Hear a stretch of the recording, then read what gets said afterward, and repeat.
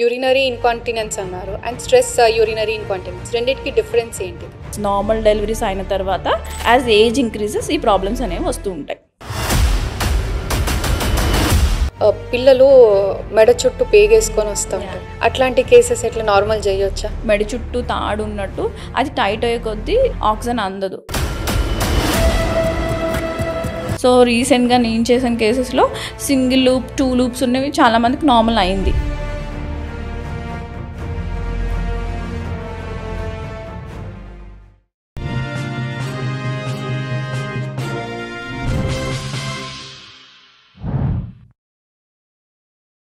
Your health, your story. Let's make it extraordinary. Hi, I'm Dr. Manasa Reddy.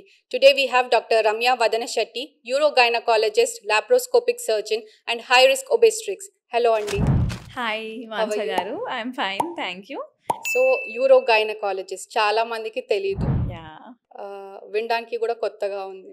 Urologist అంటే తెలుసు, Yes, యూరోగైనకాలజిస్ట్ అంటే explain చేయండి, అసలు ఏంటి? యా సో యూరోగైనకాలజీ అనేది రీసెంట్గా ఎవాల్వ్ అయిన like super specialisation branch in gynaecology. So ఏంటంటే ఇది గైనకాలజీ చేసిన తర్వాత సూపర్ స్పెషలైజేషన్ చేస్తాం. ఇందులో మెయిన్గా ఫిమేల్ పెల్విక్ ఫ్లోర్ డిజార్డర్స్ గురించి మేము చదువుకుంటాం అండ్ ట్రీట్ చేస్తాము. సో ఏంటంటే లేడీస్లో పెల్విక్ ఫ్లోర్ డిజార్డర్స్ అంటే పెల్విక్ ఫ్లోర్లో కూడా ప్రాబ్లమ్స్ ఉంటాయి, కానీ వాటిని పట్టించుకోరు అండ్ వాటిని చాలా ఇగ్నోర్ చేస్తారు. So we deal with it. So అందులో ఏమేమి వస్తాయి? పెల్విక్ ఫ్లోర్ డిజార్డర్స్ అంటే మెయిన్గా పెల్విక్ ఆర్గన్ ప్రొలాప్స్ అంటే యూట్రస్ కానీ, యూరినరీ బ్లాడర్ అంటే యూరిన్ సంచి కానీ, ఆర్ మోషన్ ఏరియా. ఇవి కూడా కొన్నిసార్లు after deliveries or as age increasing ఇవన్నీ కొంచెం లూజ్ అయ్యి కిందకి జారడం జరుగుతుంది. సో దీన్ని మేము ట్రీట్ చేస్తాం. అండ్ యూరినరీ ఇన్కాంటినెన్స్ అంటే తెలియకుండానే యూరిన్ లీక్ అవ్వడం. అండ్ కొంతమందికి లైక్ లాంగ్ రన్లో వెజైనా లూజనింగ్ కానీ, లేదంటే కొంతమందికి vaginismus problems and pelvic floor reconstruction కూడా చేస్తాం. సో ఈ సమస్యలన్నింటినీ యూరోగైనకాలజిస్ట్ డీల్ చేస్తారు. ఓకే, ఇంతకుముందు అన్నిటికీ గైనకాలజిస్ట్ ఒక్కరే ఉండేవాళ్ళు కదా? యా ఇప్పుడు ఏంటంటే దీంట్లో specialisation. So we'll take special care about this pelvic floor disorders. Okay, ఇప్పుడు మీరు అన్నట్టు దగ్గిన తుమ్మిన అన్నారు కదా, అది చాలా మంది చెప్పుకోరు అసలు. ఎస్, అవును. దగ్గిన తుమ్మిన కొందరికి ఒక ఏజ్ వస్తే ఓల్డ్ ఏజ్ వాళ్ళు అనుకోవచ్చు, కానీ ఇప్పుడు కొందరు డెలివరీ ఆఫ్టర్ డెలివరీ కూడా వాళ్ళకి ఉంటుంది. కాఫ్ చేసినా, స్నీజ్ చేసినా యూరిన్ లీకేజ్ అవుతూ ఉంటుంది. కొందరు అది నార్మలే కదా అని అనుకుంటారు. Is it normal? సో ఏంటంటే ఇదే మన ఆడవాళ్ళలో ఏది నార్మలో అబ్నార్మలో కూడా తెలుసుకొని స్టేజ్లో కొంతమంది ఉన్నారు. లైక్ సిగ్గుపడతా ఉంటారు. మెయిన్గా ఏంటంటే ఏజ్ అయ్యే కొద్దీ పెల్విక్ ఫ్లోర్ లూజ్ అవుతుంది. దానివల్ల అండ్ ఆఫ్టర్ డెలివరీ కూడా ఈ యూరినరీ బ్లాడర్ సపోర్ట్స్ అనేవి వీక్ అవ్వడం వల్ల ఈ యూరిన్ లీకేజ్ ప్రాబ్లమ్స్, దగ్గిన తుమ్మిన యూరిన్ లీక్ అవ్వడం అవుతూ ఉంటాయి. బట్ ఏంటంటే మన ఆడవాళ్ళు దాన్ని ప్రాబ్లం కిందనే కొంతమంది దాన్ని ప్రాబ్లం అనుకోరు. సో దీనికి ఏం సొల్యూషన్ ఉండదు, సో దాంతోనే బతికేస్తూ ఉంటారు. ఇంకా ఓల్డ్ ఏజ్లో ఇది చాలా ఎక్కువ చూస్తాం. సో ఓల్డ్ ఏజ్లో ఏంటంటే మన ఇంట్లో మమ్మీస్ కానీ గ్రాండ్ మదర్స్ వాళ్ళు ఏంటంటే ఇవన్నీ చెప్పుకోవడానికి సిగ్గుపడి దాంతోనే సఫర్ అవుతూ ఉంటారు. చాలామంది ఇన్ఫ్యాక్ట్ ఏంటంటే ఓపీడీకి కూడా వస్తారు, గైనిక్ ప్రాబ్లమ్స్ అన్నీ చెప్తారు, కానీ ఈ ప్రాబ్లం మనం అడిగితేనే చెప్తారు. సో అదేంటంటే లీడింగ్ క్వశ్చన్స్ ద్వారానే వస్తూ ఉంటుంది. కొంతమంది అయితే అసలు చెప్పరు. డాక్టర్స్కి కూడా అమ్మ మీకు దగ్గితే తుమ్మితే యూరిన్ లీకేజ్ ఉందంటే అప్పుడు they start telling all these. So ఏంటంటే మెయిన్గా అవేర్నెస్ అనేది చాలా ఇంపార్టెంట్. సో ఇంట్లో మనం ఇప్పుడు వెళ్ళి అడిగినా సరే మన ఇంట్లో కూడా మన పేరెంట్స్ ఆర్ మన గ్రాండ్ మదర్స్ వాళ్ళకు కూడా చాలామందికి ఇష్యూ ఉంటుంది, బట్ ఎవ్వరు చెప్పుకోరు, సిగ్గుపడి వాళ్ళు దాంతోనే సఫర్ అవుతూ ఉంటారు. అసలు దానికి ట్రీట్మెంట్ ఉందా? అది నార్మలా? సో అదే ఇప్పుడు ఈ యూరోగైనకాలజీ అంటే ఏంటంటే మేము మెయిన్గా ఇలాంటి సమస్యలనే ట్రీట్ చేస్తాము. So urinary incontinence and stress urinary incontinence రెండింటికి ట్రీట్మెంట్ ఆప్షన్స్ ఉన్నాయి. అది మనం మెడికల్గా ట్రీట్ చేయొచ్చు అండ్ ఇన్ సివియర్ స్టేజెస్ సర్జికల్గా కూడా ట్రీట్ చేయొచ్చు. సో డెఫినెట్గా దానికి ట్రీట్మెంట్ ఉంది. సో దాని డిగ్రీ ఆర్ స్టేజెస్ బట్టి మన ట్రీట్మెంట్ అనేది డిపెండ్ అయి ఉంటుంది. యూరినరీ ఇన్కాంటినెన్స్ అన్నారు అండ్ స్ట్రెస్ యూరినరీ ఇన్కాంటినెన్స్ రెండింటికి డిఫరెన్స్ ఏంటిది?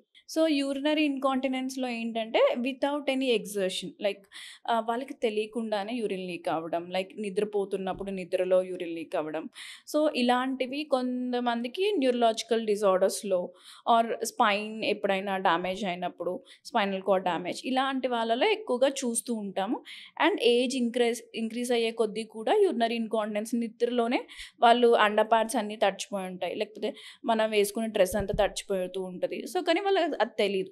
So that is urinary incontinence. So stress urinary incontinence అంటే ఏంటంటే విత్ ఎనీ ఎగ్జర్షన్, లైక్ మనం దగ్గిన, తుమ్మిన అండ్ డాన్స్ చేసినప్పుడు ఓ కానీ, కొంచెం జంపింగ్ కానీ, హెవీ వెయిట్స్ లిఫ్ట్ చేసినప్పుడు కానీ, సో ఎగ్జర్షన్తోనే అది వస్తుంది. మెయిన్గా ఇది మనం డెలివరీ అయిన తర్వాత చూస్తూ ఉంటాం. అండ్ మెయిన్గా నార్మల్ డెలివరీస్ అయిన తర్వాత యాజ్ ఏజ్ ఇంక్రీజెస్ ఈ ప్రాబ్లమ్స్ అనేవి వస్తూ ఉంటాయి. సో దానికి ట్రీట్మెంట్ ఏంటిది? సో ఏంటంటే యూరినరీ ఇన్కాంటినెన్స్ ఎప్పుడున్నా అది మనం ఫస్ట్ దానికి ఎందుకు అవుతుంది అనే రీజన్ తెలుసుకుని దాన్ని బట్టి ట్రీట్మెంట్ ఉంటుంది. ఇన్ కేస్ యూరినరీ ఇన్కాంటినెన్స్ ఉంది అంటే దానికి మెడికేషన్స్ ఉంటాయి and other pelvic flow physiotherapies ఉంటాయి. సో ఈ పెల్విక్ ఫ్లో ఫిజియోథెరపీ అండ్ మెడిసిన్స్తో మనం ట్రీట్ చేయొచ్చు. వితౌట్ సర్జరీ ట్రీట్ చేయొచ్చా? సర్జరీనే ట్రీట్మెంటా? అదే ఓన్లీ యూరినరీ ఇన్కాంటినెన్స్ ఉంటే మెడిసిన్స్ అండ్ పెల్విక్ ఫ్లో ఫిజియోథెరపీతో చాలా వరకు ట్రీట్ చేయొచ్చు. అదే స్ట్రెస్ యూరినరీ ఇన్కాంటినెన్స్ ఉంటే మాత్రం దానికి సర్జరీస్ ఉంటాయి. అంటే అది కూడా స్టేజ్ని బట్టి. ఇనిషియల్ స్టేజెస్లో ఓన్లీ ఎక్సర్సైజెస్ సరిపోతాయి. స్ట్రెస్ యూరినరీ ఇన్కాంటినెన్స్కి మెడిసిన్స్ అంతగా ఉండవు. సో దానికి కంపల్సరీ ఇనిషియల్ స్టేజెస్లో ఎక్సర్సైజెస్ అండ్ అడ్వాన్స్ స్టేజెస్లో మనం సర్జరీ చేస్తాం. సో ఆ సర్జరీస్నే TOT, trans obturator tape or trans vaginal tape. So ఇవి ఏంటంటే చిన్న టేప్స్ ఉంటాయి. సో ఈ మెష్ అనేది మనం యూరెథ్రాన్ని సపోర్ట్ చేస్తూ వేస్తాము. ఈ సర్జరీస్ ద్వారా అది కంప్లీట్లీ కరెక్టబుల్. సో వాళ్ళకి ఎటువంటి ప్రాబ్లము ఉండదు ఆ సర్జరీ అయిన తర్వాత. అండ్ కొంతమందికి సర్జరీ వద్దంటే పెసరీస్ అనమాట, ఇన్కాంటినెన్స్ పెసరీస్ ఆర్ ఇన్కాంటినెంట్ డిష్ అంటాం. ఒక రింగ్ లాంటిది మనం వెజైనాలో ఇన్సర్ట్ చేస్తే ఈ ప్రాబ్లం అనేది సాల్వ్ అవుతుంది. ఓకే. ఇప్పుడు ఇందాక మీరు అన్నారు కదా పెల్విక్ ఏరియా అంతా లూజ్ అవ్వడం అదంతా. అది ఏజ్‌ని బట్టి వస్తుంది. ఆఫ్టర్ డెలివరీ కూడా ఉంటుంది. సో దానికి ఎట్లా ఉంటుంది ట్రీట్మెంట్? సో దీనికి ఏంటంటే మనకి మెయిన్గా డెలివరీ తర్వాత పెల్విక్ ఫ్లోర్ అనేది వీక్ అవ్వడం స్టార్ట్ అవుతుంది. So we carry a baby inside our womb యూట్రస్లో. సో అప్పుడు చాలా ప్రెషర్ పడి, so and mainly normal delivery తర్వాత ఆ పెల్విక్ ఫ్లోర్ అనేది చాలా డ్యామేజ్ గురవుతుంది. సో దాని తర్వాత ఈ చేంజెస్ అనేవి స్టార్ట్ అవుతూ ఉంటాయి. అండ్ ఓన్లీ నార్మలే కాదు, సిజేరియన్ అయిన వాళ్ళలో కూడా ఇవి చూస్తూ ఉంటాం. సో పెల్విక్ ఫ్లోర్ అనేది యాజ్ ఏజ్ ఇంక్రీజెస్, సో దాని వీక్నెస్ అనేది వస్తూ ఉంటుంది. ఎందుకంటే యాజ్ ఏజ్ ఇంక్రీజెస్ హార్మోన్స్ అనేవి తగ్గిపోతూ ఉంటాయి. మెయిన్గా పెల్విక్ ఫ్లోర్ బాగుండాలంటే మనకి ఈస్ట్రోజన్ హార్మోన్ ఉండాలి. సో మనకి ఏజ్ అయ్యి మెనోపాజ్ రీచ్ అయ్యే స్టేజ్కి ఈస్ట్రోజన్ అంతా తగ్గిపోతూ ఉంటుంది. సో ఆ టిష్యూస్ అనేవి దాని ఎలాస్టిసిటీ లూజ్ అవ్వడం, అది వీకెన్ అవ్వడం జరుగుతుంది. సో దాని ద్వారా పెల్విక్ ఫ్లోర్ అంతా వీక్ అయ్యి అక్కడ పెల్విక్ ఫ్లోర్ పైననే మన యూట్రస్, ముందు బ్లాడర్, వెనక రెక్టమ్ ఇవన్నీ హోల్డ్ చేస్తుంది పెల్విక్ ఫ్లోర్. సో వన్స్ ఇది వీక్ అయినప్పుడు ఈ ఆర్గన్స్ అనేవి కిందకి జారడం జరుగుతాయి. ఓకే. సో ఆ ప్రాసెస్లోనే మనకి ప్రొలాప్స్ అనేది వస్తూ ఉంటుంది. And urinary bladder and urethra weakness అవ్వడం వల్ల ఈ లీకింగ్ అనే ఇష్యూస్ ఉంటాయి. ఓకే. ఇందాక మీరు అన్నారు కదా ప్రొలాప్స్ అని. దాని గురించి చెప్పండి.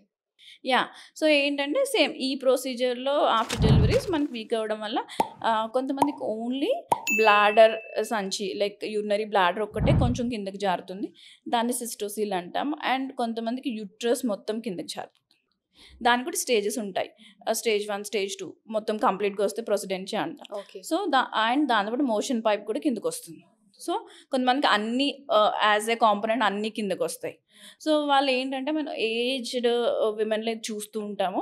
సో వాళ్ళకి ఆ మాస్ బయటకు వచ్చేసి కాళ్ళ మధ్యలో అడ్డుపడి వాళ్ళకి నడవడానికి అవ్వదు. అండ్ వాళ్ళు యూరిన్ పాస్ చేయడానికి చాలా కష్టంగా ఉంటుంది, మోషన్ పాస్ చేయడానికి కష్టంగా ఉంటుంది. కానీ ఇన్ని ప్రాబ్లమ్స్ ఉన్నా చాలామంది దాన్ని హైడ్ చేసుకుంటూ అంత ఉంటారు. సివియర్ ఉంటుందా? కంప్లీట్ 4th డిగ్రీలో కూడా వస్తూ ఉంటారు. Like they will be suffering from so many years. ఆ మాస్ అంతా బయటకు వచ్చేసి వాళ్ళు ఎక్కడికి బయటికి వెళ్ళరు. అంటే సిగ్గు పడడం ఇది లైక్ ఇది ఎవరికి చెప్పుకోవడం ఇష్టం లేకనే అది హైడ్ చేసి అంత సఫర్ అవుతుంది. అండ్ అంటే ఇది ప్రాబ్లమా కాదా, చెప్పుకుంటే ఏమనుకుంటారు, అసలు వాళ్ళ సన్స్కి కానీ డాటర్స్ కానీ చెప్పడానికి సిగ్గుపడి సరే దీంతో మేనేజ్ చేద్దాము. సో అలా అని ఏంటంటే అది లైఫ్ థ్రెటనింగ్ డిజార్డర్ కాదు. అంటే ఇప్పుడు అది బయటకొచ్చినంత మాత్రం లైఫ్‌కి ఏం డేంజర్ లేదు కాబట్టి వాళ్ళేంటంటే దాంతోనే లీడ్ చేస్తూ ఉంటారు. బట్ క్వాలిటీ ఆఫ్ లైఫ్ అనేది ఎఫెక్ట్ అవుతుంది. ట్రూ.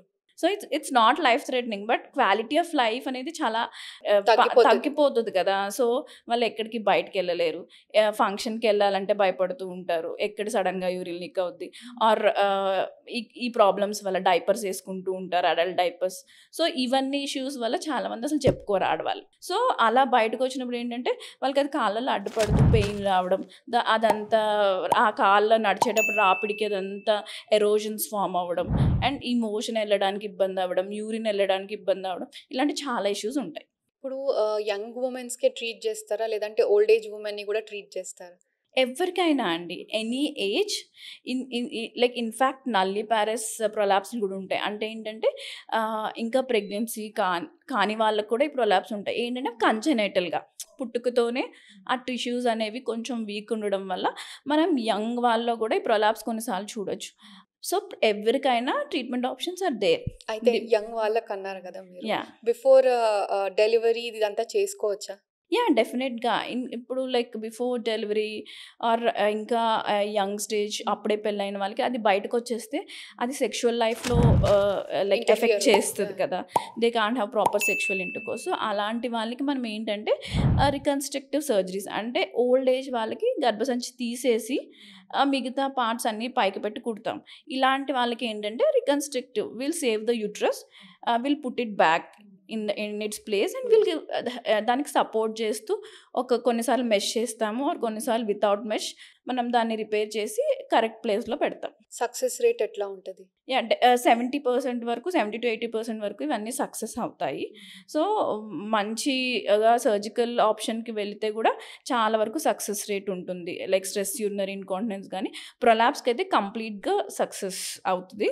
కంప్లీట్ రికవరీ ఉంటుంది. ఓకే. ఆఫ్టర్ సర్జరీ ఇప్పుడు ఇంటర్‌కోర్స్ టైమ్‌లో ఏమైనా సైడ్ ఎఫెక్ట్స్ ఉంటాయా? లేదండి. అంటే ఇనీషియల్‌గా ఆఫ్టర్ సర్జరీ ఒక 6 వీక్స్ వరకు will tell to take rest కంప్లీట్‌గా హీల్ అయ్యే వరకు. After that they can have their normal sexual life and నార్మల్‌గానే లైఫ్ లీడ్ చేయొచ్చు. ఇప్పుడు జనరల్‌గా సిజేరియన్స్ అండ్ నార్మల్ డెలివరీస్ అవుతా ఉంటాయి.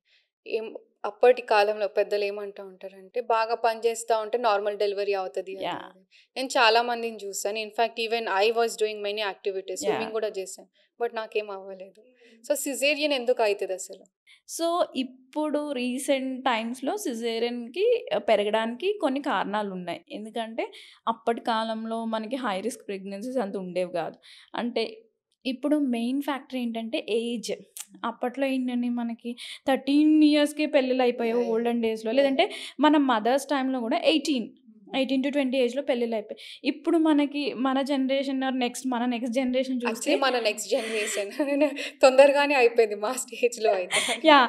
ఇప్పుడు నెక్స్ట్ జనరేషన్‌కి ఏంటంటే, ఇప్పుడు కరెంట్ ట్రెండ్ ఉన్న వాళ్ళకి they are 35 marrying only after 30. True. Yeah! 30 is the cut off point for them to get married. So, ఇంత లేట్ ఏజ్‌లో మ్యారేజ్ అయినప్పుడు ఆహ్, ఏజ్ పెరిగే కొద్దీ అన్ని కాంప్లికేషన్స్ పెరుగుతాయి. Medical related diabetes, hypertension, thyroid ఇవన్నీ స్టార్ట్ అవుతాయి. అండ్ లేదంటే ఫెర్టిలిటీ మెయిన్‌గా తగ్గిపోవడం అవుతది. True. Yeah! So, egg reserve, egg quality ఇవన్నీ తగ్గుతాయి. సో, ప్రెగ్నెన్సీస్ రావడం కష్టం. సో, ఏమవుతుంది ఇప్పుడు సిజేరియన్ ఎక్కువ అవ్వడానికి కారణం మెయిన్‌గా లైక్ అన్నీ గూడా అసిస్టెడ్ రిప్రొడక్టివ్ టెక్నిక్స్ ద్వారా ఐవీఎఫ్ ప్రెగ్నెన్సీస్ ఎక్కువైపోయాయి. లేదంటే ప్రెగ్నెన్సీతో పాటు వాళ్ళకి షుగర్ ఉంటుంది, బీపీ ఉంటుంది. సో, ఇంత హై రిస్క్ ప్రెగ్నెన్సీస్ ఎక్కువైపోవడం వల్ల హై రిస్క్ ప్రెగ్నెన్సీలో ఎక్కువ రిస్క్ చేయలేం. సో, నార్మల్ డెలివరీలో బేబీకి mother both should be fine. So, ఇలాంటి హై రిస్క్ కేసెస్‌లో మదర్‌కి చాలా కాంప్లికేషన్స్ ఉంటాయి. సో, మదర్ సేఫ్‌గా ఉండాలంటే ఈజీ సిజేరియన్‌కెళ్తే షీల్ బి ఫైన్ అన్నట్టు మనం ఎక్కువ రిస్క్ చేయం. అదొకటి. అండ్ ఇప్పుడేంటి పెయిన్ ఒకటి మెయిన్ థింగ్. సో, ఎవ్వరు ఆ పెయిన్ అంతే. తీసుకోవడానికి రెడీగా లేరు. పాతకాలంలో వాళ్ళకి చాయిస్ లేదు. నార్మల్ డెలివరీ అంటే they have to bear the pain and they have to deliver. ఇప్పుడు అలా కాదు. చాలా సోఫిస్టికేటెడ్ అయిపోయారు మనుషులందరూ.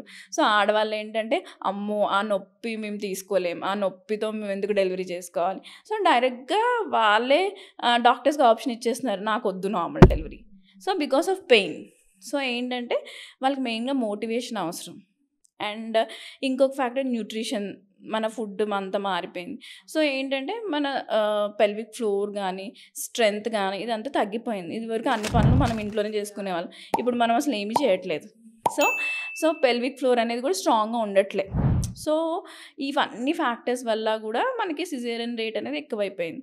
ట్విన్ ప్రెగ్నెన్సీస్ ఎక్కువైపోయాయి. ఈ అసిస్టెడ్ రిప్రొడక్టివ్ టెక్నిక్స్ ఎక్కువయ్యాయి కాబట్టి ట్విన్ ప్రెగ్నెన్సీస్.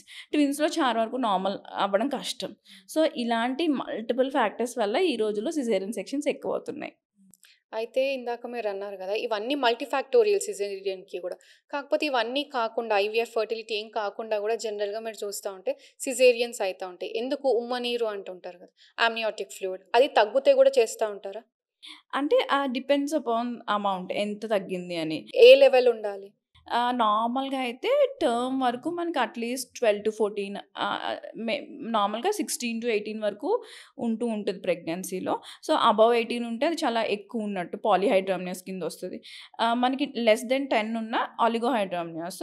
సివియర్ ఆలిగో అంటే లెస్ దెన్ 6, 5 ఉంటే చాలా సివియర్ ఆలిగో అంటాం.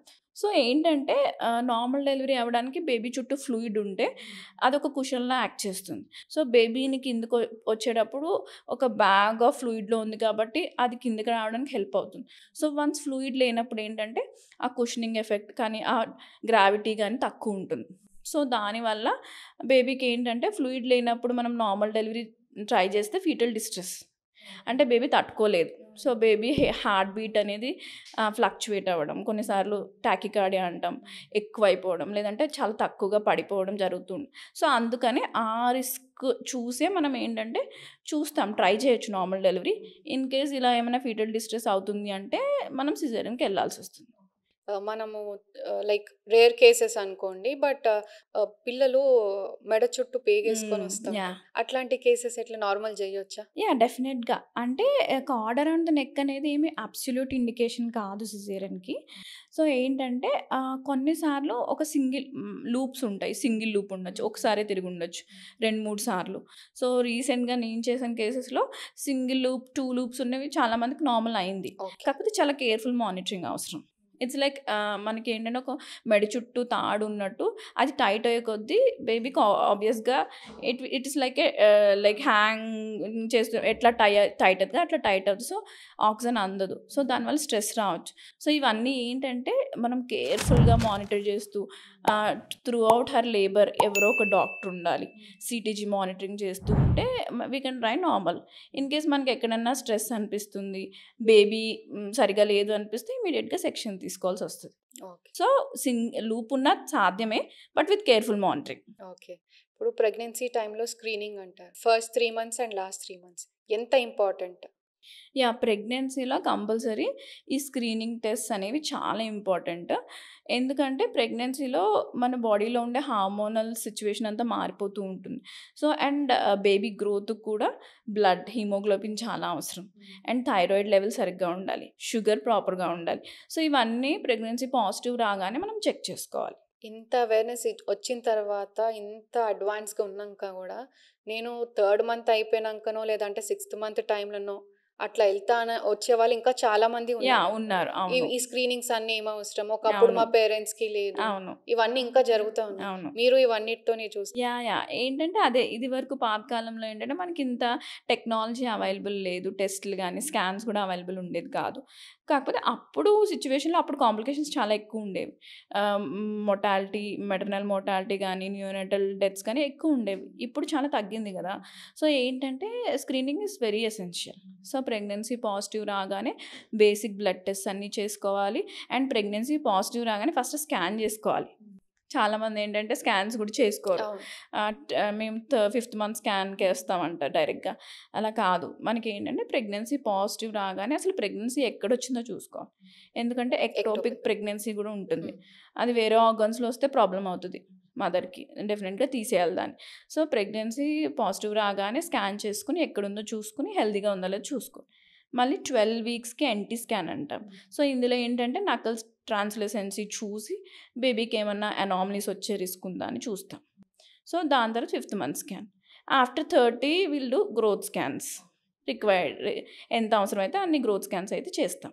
ఇప్పుడు మనం ప్రెగ్నెంట్ ఉన్నప్పుడు చాలామంది లెఫ్ట్ సైడ్‌లోనే పడుకోవాలి అని అంటూ ఉంటారు. Sleeping position, correct sleeping positions ఏంటి ప్రెగ్నెన్సీలో? సో, ప్రెగ్నెన్సీలో ఇనీషియల్‌గా యూట్రస్ అయితే పెల్విక్ ఆర్గన్స్ గానే ఉంటుంది. పెల్విస్‌లోనే ఉంటుంది కదా! అప్పుడు మనకి పెద్ద ఎఫెక్ట్ ఏం పడదు. మీకు కావాల్సినట్టు స్ట్రెయిట్‌గా పడుకుంటే పడుకోవచ్చు ఆర్ సైడ్స్ తిరిగి పడుకోవచ్చు. బట్ ప్రెగ్నెన్సీ అడ్వాన్స్ అయ్యే కొద్దీ mainly after 16 weeks or after 20 weeks uterus అనేది పెల్విస్‌లో కాకుండా అబ్డామినల్ ఆర్గన్ అయిపోతుంది.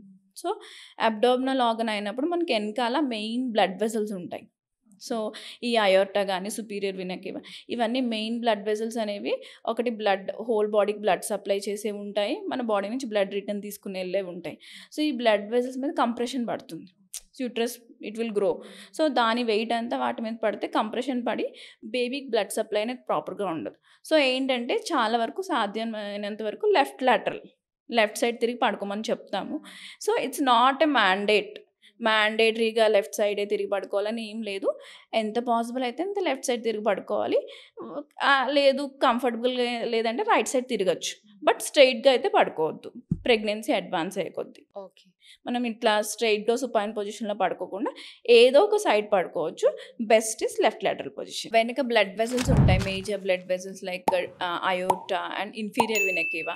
సో, వీటి మీద కంప్రెషన్ పడుతుంది యూట్రస్ పెద్దగా అయ్యే కొద్దీ. సో, ఆ కంప్రెషన్ వల్ల బ్లడ్ సప్లై ప్రాపర్‌గా ఉండదు. సో, ప్రాపర్‌గా ఉండాలి కాబట్టి లెఫ్ట్ సైడ్ తిరిగి పడుకుంటే బెటర్.